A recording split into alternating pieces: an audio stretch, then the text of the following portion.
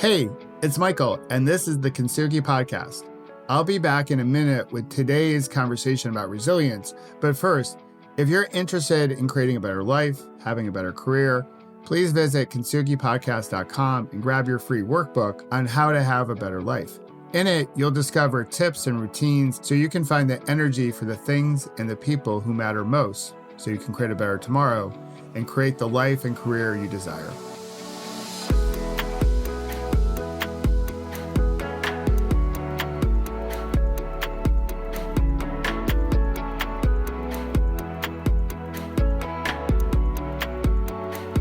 One of my older cousins, I think he was once or twice removed.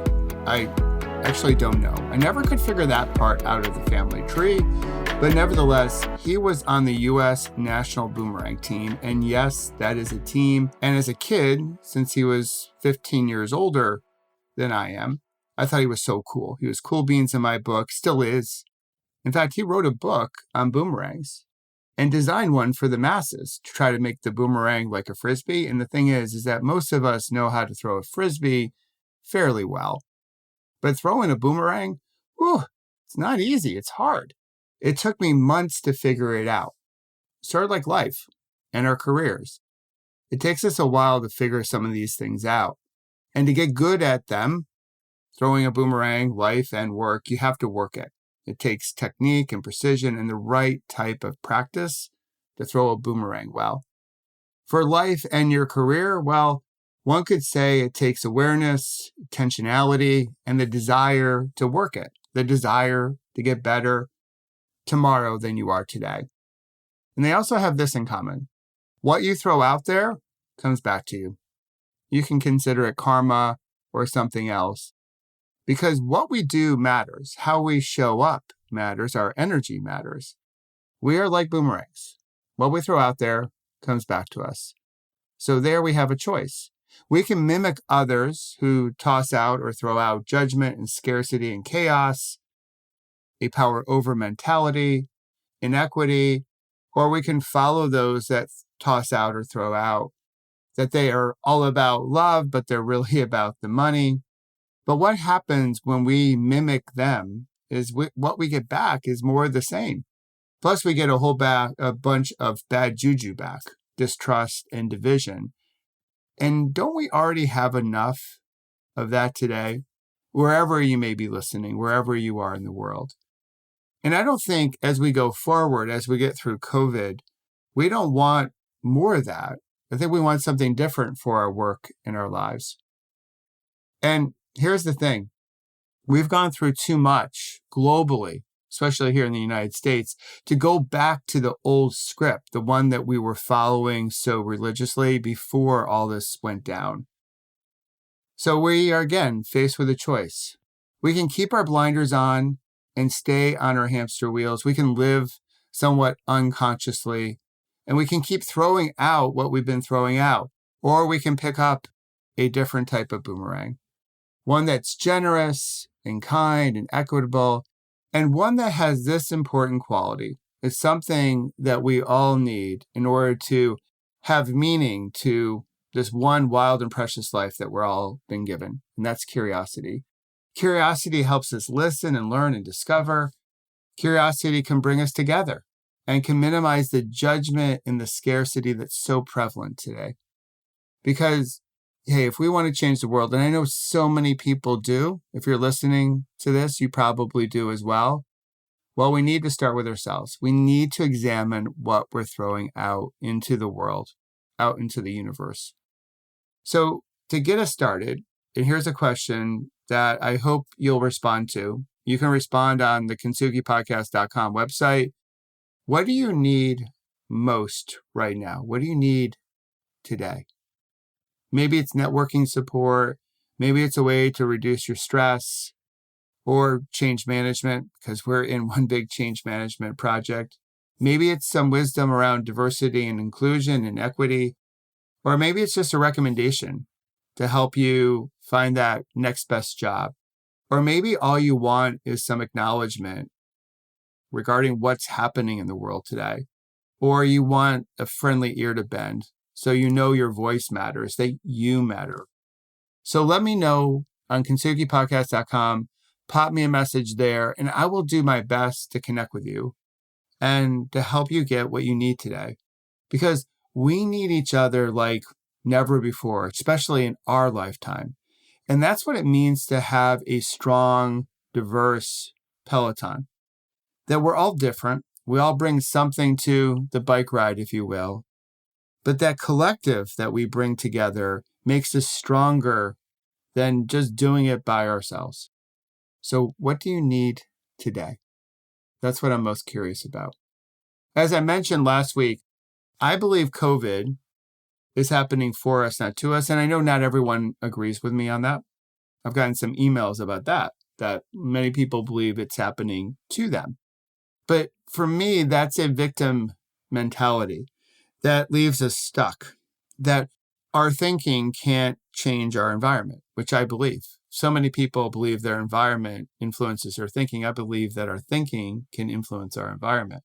I believe also that this moment is our chance to write a new script. It can be our last bad day moment. That moment where you decide, like, hey, the old script hasn't been serving us well, certainly hasn't been serving all of us well, and now it's a chance to write a new script. But it will require us to be kind, generous, and curious with each other. That's how we can set up or toss that out, and what can come back is happiness for all of us. Thanks for listening to another Kintsugi Podcast, Conversations about Resilience. I hope you'll stay with me because I have something really exciting to share with you, all about helping those that need something today. Thanks for staying with me. So each July 11th, I celebrate a second birthday. It's the date of my accident, my last bad day, as I like to call it.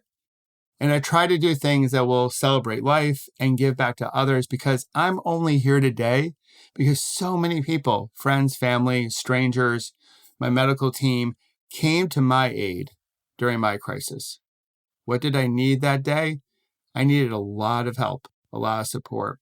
Actually, I've needed a lot of help and support over the last 19 years. So this July 11th will be 19 years. And during a bike ride a few weeks ago, I was feeling a little bit sorry for myself, to be honest. All the charity rides I normally do had been canceled. They've been turned into virtual rides. All the races that I normally do have all been canceled. And I was wondering, like, why am I training so hard for what? So I was losing my mojo to go out there on the bike and train hard. And then I started to think about, wow, July 11th is coming up. It's going to be 19 years. And I just sort of hung on the number 19. And that led me to COVID-19.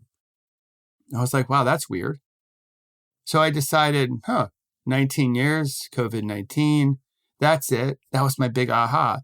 I'm going to ride my bike inside for safety for 19 hours for 19 charities with the hopes that we'll raise $1.9 million. Now that number, that makes my back sweat. The ride's going to be tough, no doubt about it, but organizing it and collecting that much money for causes that are so important today, they need our help today.